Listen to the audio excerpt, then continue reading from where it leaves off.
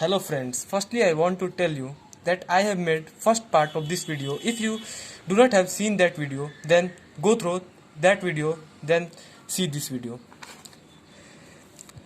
Here, in last video I have told you about catalyst.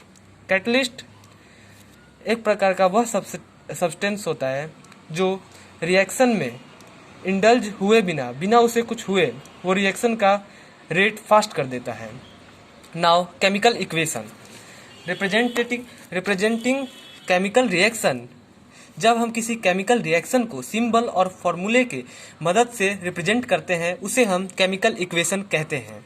जैसे कि यहाँ पर मीथेन प्लस ऑक्सीजन फॉर्म करते हैं कार्बन डाइऑक्साइड प्लस वाटर. जैसा कि अगर हम मीथेन को CH4 सिंबल और गैस स्टेट, ऑक्सीजन को O2 और कार्बन डाइऑक्साइड को CO2 और वाटर को H2O से रिप्रेजेंट करें तो ये हमारा केमिकल इक्वेशन बन जाएगा और ये हमारा केमिकल रिएक्शन रहा. और इसे हम वर्ड इक्वेशन भी कहते हैं जो methane plus oxygen is equal to carbon dioxide plus water है. Balanced equation. अगर कोई रिएक्शन में equal numbers of atom of different elements हो, हर एलिमेंट्स का इक्वल नंबर ऑफ एटम हो in reactant side and also in product side, then that is called a balanced equation. Like here 2Na plus 2H2O 2NaOH plus H2. Here you can see that sodium, that is Na, has 2 atoms, and here also Na has 2 atoms. H2 hydrogen has 4 atoms, 2 multiplied by 2, and here H2 has 2 atoms here, and here also 2 plus 2 4 atoms, and oxygen also has 2 atoms, and here also oxygen has 2 atoms. Therefore this is a balanced equation.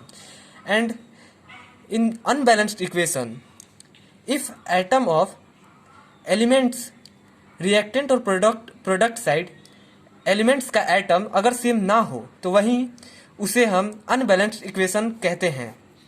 जैसा कि हम Ht plus O2 के case में देखते हैं कि Ht hydrogen oxygen के साथ जब रिएक्ट करता है तो H2O, यहाँ पर हाइड्रोजन के 2 एटम है, यहाँ पर भी 2 एटम है. ये ठीक. अगर ऑक्सीजन में हम देखें, ऑक्सीजन की केस में, तो ऑक्सीजन में यहाँ पर 2 एटम है जबकि यहाँ पर एक ही, इसलिए इसे हम अनबैलेंस्ड इक्वेशन कहेंगे. इसको स्केलेटल केमिकल इक्वेशन भी कहते हैं. Now to make chemical equation more informative we will use some physical state of substance. Like for solid we use S, for liquid we use L, for gas we use G. And if we see here downward arrow, then that means there is a precipitation. If we see upward arrow, then there is evolution of gas. Like if hydrogen gas is evolved, then we use this type of, like here we can use H2 like this. And acid, concentration of the acid or concentration of something, we can use dilute and concentrated. Dilute, if there is, अगर उसमें कम solute और ज़्यादा solvent हो तो हम उसे dilute कहते हैं, जिसको हम DIL और ऐसे भी रिप्रेजेंट करते हैं. और कंसनट्रेटेड, जिसमें कम सॉल्वेंट और ज़्यादा सोल्यूट हो तो उसे हम CONC के से रिप्रेजेंट करते हैं. और एक्वस, आप कहीं कहीं सुनेंगे एक्वस वर्ड, जिनको हम AQ से भी रिप्रेजेंट करते हैं. अगर कोई केमिकल रिएक्शन, अगर कोई वर्ड एक्वस आप देखते हैं कहीं, तो इसका मतलब ये हो जाता है कि रिएक्टेंट और प्रोडक्ट सॉल्यूशन उसका वाटर में है, इसलिए वहां पर हम AQ ऐसे वर्ड से उसे रिप्रेजेंट करते हैं. Now we will learn how to balance the chemical equation. Firstly, to balance the chemical equation we have to write the word equation. Here you will write word equation like iron plus steam is become iron oxide plus hydrogen gas. We will write here in word equation. Then we will write skeletal chemical equation. You know, a skeletal chemical equation means an unbalanced chemical equation. Here you can see Fe iron, steam H2O, iron oxide Fe3O4, hydrogen gas H2. Then you will include that in bracket. Here Fe, H2O, Fe3O4, H2, you will all the four you will enclose in bracket, then make list the number of atom of different element, then you will make the chart of that element, number of atom in LHS, this is called LHS and this is called RHS. You will make here list number of atoms in product RHS, numbers of atom in reactant LHS. Fe, here you can say one atom, you will write here one. H2O, in H2O, H has two atom in left hand side and H has two atom in right hand side also. Fe has three atom in the right hand side and oxygen has one atom in left hand side and oxygen has four atom in right hand side.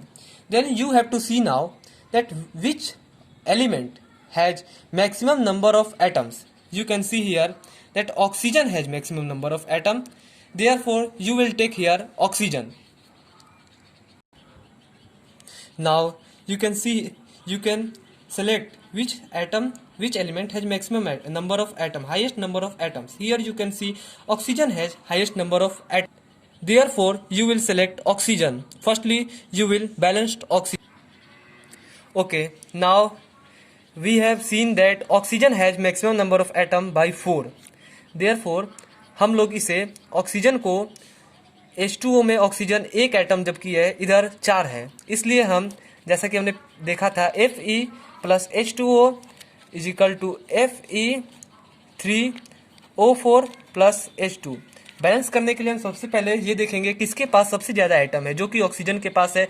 इधर अब हम balance करेंगे oxygen को। इस balance करने के लिए उसे हमने देखा था कि हमें पहले उन्हें ब्रैकेट में क्लोज कर देंगे, ब्रैकेट में क्लोज किया और इसे बैलेंस करने के लिए 4 से मल्टीप्लाई करना होगा, इसलिए हम इसे 4 से मल्टीप्लाई कर देंगे। नाउ ये और ये बैलेंस हो गया ऑक्सीजन।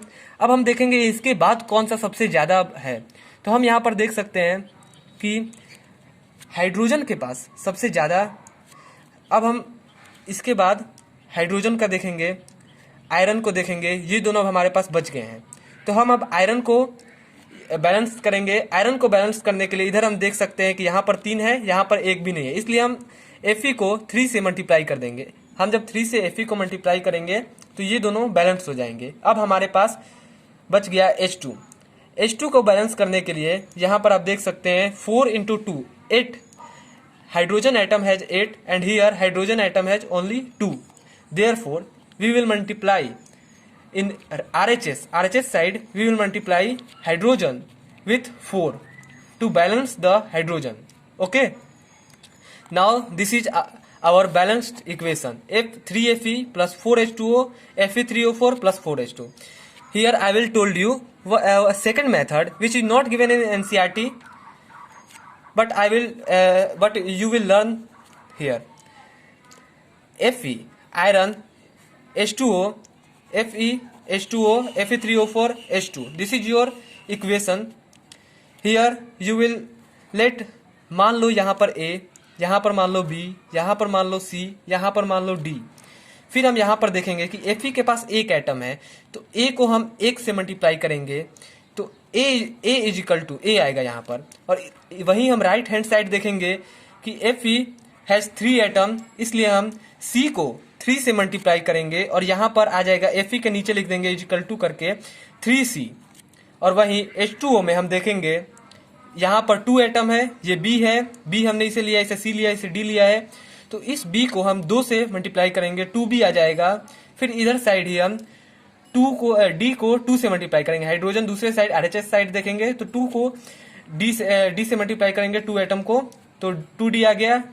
वहीं ऑक्सीजन को हम देखेंगे तो ऑक्सीजन यहाँ पर हम देख सकते हैं एक एटम है, तो यहाँ पर मल्टीप्लाई करेंगे डायरेक्ट हम B लिख देंगे ऑक्सीजन के नीचे, क्योंकि LHS साइड एक एटम, B से मल्टीप्लाई करके B हो गया। और इधर RHS side oxygen has 4 atom and here is C जो हमने माना है, इसलिए 4 को C से मल्टीप्लाई कर देंगे। जो इनमें ज्यादा हो, ज्यादा बार जो यूज हुआ हो, A C B D A B C में जो सबसे ज्यादा बार आया हो इनमें, उन्हें हम मान लेंगे। यहाँ पर देख सकते हैं हम कि C B दोनों बराबर बार आ रखे हैं, A की संख्या थोड़ी कम लग रही है और D की भी संख्या थोड़ी कम है, इसलिए हम B C में से किसी एक को मानेंगे। हम B को मान लेते हैं, B is equal to 1। Then therefore B is equal to 1, यहाँ पर हम जब 1 लेंगे तो यहाँ पर भी 2 हो जाएगा, यहाँ पर 2 2 कट जाएगा, 1 इज इक्वल टू 1 हो जाएगा, मतलब D is equal to also 1 आ गया।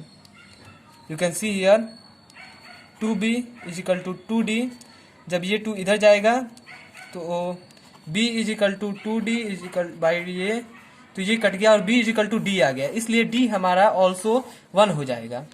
और A, वहीं हम A को जब रखेंगे तो यहाँ पर हम देख सकते हैं, यहाँ पर अब B को हम C वाले केस में रखेंगे, B is equal to 4C में, तो B इज इक्वल टू 1 है और इज इक्वल टू 4C, तो C की वैल्यू निकालने के लिए यहाँ पर हम जब 1 रखते हैं, यहाँ पर 4C होता है, C इधर जाएगा 1/4 हो जाएगा, C का हम 1/4 ला दिया। अब इधर देखेंगे A की वैल्यू निकालने के लिए C का 1/4 इधर रखेंगे, तो 3 इंटू 1/4 हमारा A का वैल्यू आ गया 3/4। Okay, 3/4 FE। नाउ हम इसे रख देंगे, A की वैल्यू हमने कितना निकाला है 3/4, B की वैल्यू हमने 1 निकाला है, D की वैल्यू भी हमने 1 और C की वैल्यू भी 1। यहाँ पर जब हम रखेंगे इस वैल्यू को, now you will put this value here 3/4 FE के आगे, H2O के आगे 1, क्योंकि B इज इक्वल टू हमने 1 निकाला था, यहाँ पर C is equal to C के केस में हमने निकाला था 1/4, तो हम यहाँ पर रख देंगे 1/4, और D के केस में हमने निकाला था 1। Now after putting the value you will see here that 4, 3/4 and 1/4 here is coming, and if you multiply by 4 then this fraction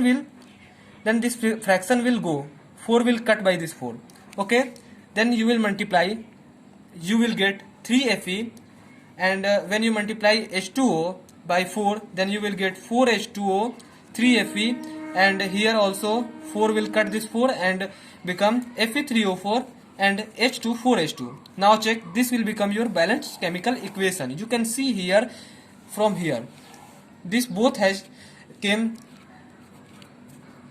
दोनों तरफ हमारा राइट आंसर आ गया है, दोनों तरफ। हम इसके बाद चेक भी कर सकते हैं कि आयरन का 3 है, इधर भी 3 है, इधर हाइड्रोजन का 4, इधर भी 4, 4 to 8, इधर ऑक्सीजन का 4 हो जाएगा एटम, इधर भी 4, मतलब हमारा बैलेंस केमिकल इक्वेशन है। अब आपको जो भी मेथड अच्छा लगे उसके द्वारा आप अपने बोर्ड पेपर में कर सकते हैं।